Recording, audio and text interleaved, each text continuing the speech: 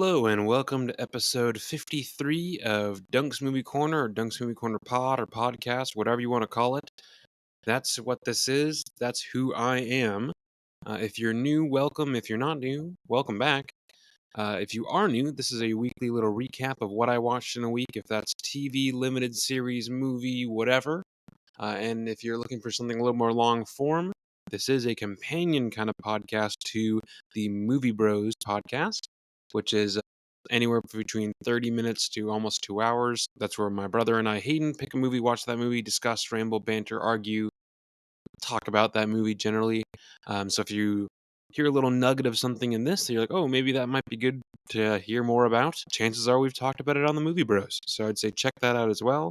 Both podcasts are on Instagram and on Spotify and on YouTube. Otherwise, let's kind of get into it. So last week was a short week because, again, I was out of town for a little bit and just kind of adjusting to a new addition in my life. And this week is similar. And again, I'm sort of getting back to the normal, like, a week is Monday through Sunday. So that's why I'm trying to do these on Tuesday. So sometimes either way, it's the logistics of like what I'd consider a week of like, do I count this movie for this week or next week? That kind of thing is kind of tough. Either way, so last week I think the last thing I talked about was Get Shorty, which is lots of fun. Highly recommend. This week I started by finally, after I don't know, like 6 months at this point, watching Sinners from 2025. This stars it really mainly stars Michael B. Jordan as twins, Haley Steinfeld, Jack O'Connell. I mean, it is a larger cast, but those are kind of like the main people. And Miles Caden, who plays Sammy Moore, the guitar player. This is directed by Ryan Coogler. You might recognize him from Black Panther, Wakanda Forever, Creed, the first one, Fruitvale Station, I think was a little earlier on that I think a lot of people liked. And apparently, the next thing that he's doing, he's referenced he might be doing a Twilight Zone kind of thing, which I think would be really cool. Because I like him doing stuff. This is horror slash thriller slash music centric. Yeah, really, really fun. Cinematography was great. Story was good. Yeah, very, very solid. I totally understand why everyone liked it so much. I could see them. I don't know how they would do it, but make another one somehow. But, excuse me. But, let's see what else. Oh, and I rated that probably 4.5 out of 5. Maybe not a perfect movie. There's, uh, once someone told me that it was kind of hard to not notice it. There's a lot of like slavey like humming, and some of that is good. I don't know. Like I think the movie dances the line of like, is it a movie about like race and like inclusivity, or is it a movie about vampires? Is it a movie about music? Is it all three? And I liked it, but I can kind of see how maybe it wasn't exactly what people were looking for. I don't know. Uh, if you look at it on Letterboxd, which is like again like the kind of social-ish media for movies, that's how I rate, review, and log all this kind of stuff. Um, it's got a pretty solid, I think 4.1, which pretty fucking solid. Trust me. Uh, the Yeah, I mean the Irish jig scene, uh, the changing of the aspect ratio. Hayden and I will probably talk a lot about this coming week on the Movie Bros because he was there with me when we watched it. So yeah, I'd say I'm gonna sprinkle a little bit right now, but definitely check that out next week if you want a little bit more talk because I think we have some things to say. From there, I finally watched because it became available online.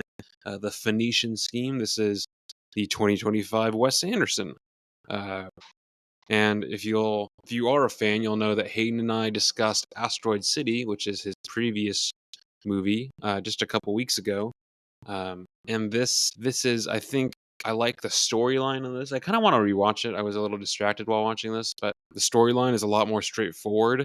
But a lot of my problem with Asteroid City, what it was jumping around too much, it was doing a story within a story within a story.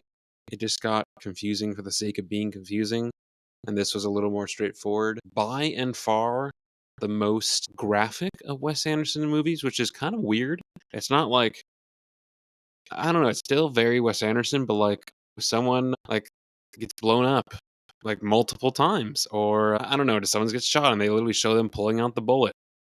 For a Wes Anderson movie, which is all about, I don't know, like Wes Anderson vibes, it felt very, not jarring, but definitely it was like, oh, this is something different for sure. So in some ways, I like that it came back to his little more like at least linear storytelling.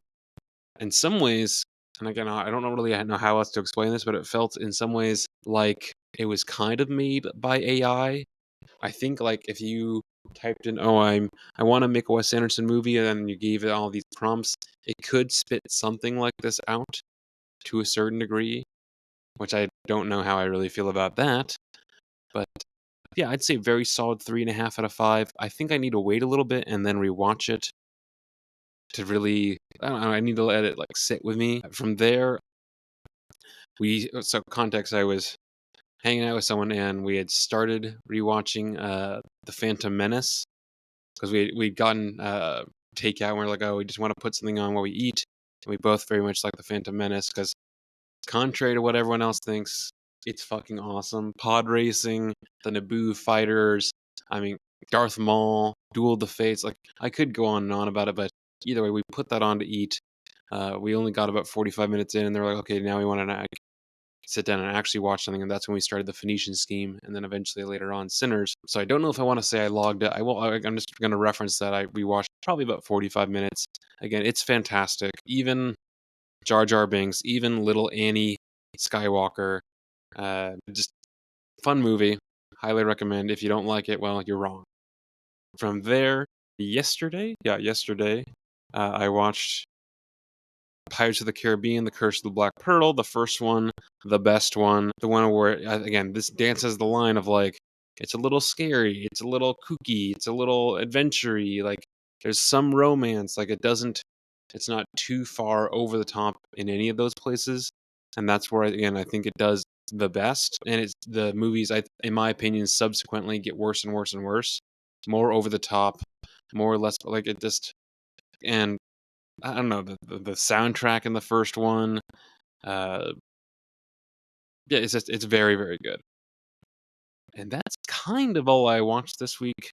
Again, I'm intermittently watching random episodes of like Portlandia. Um, yeah, just nothing else too crazy going on.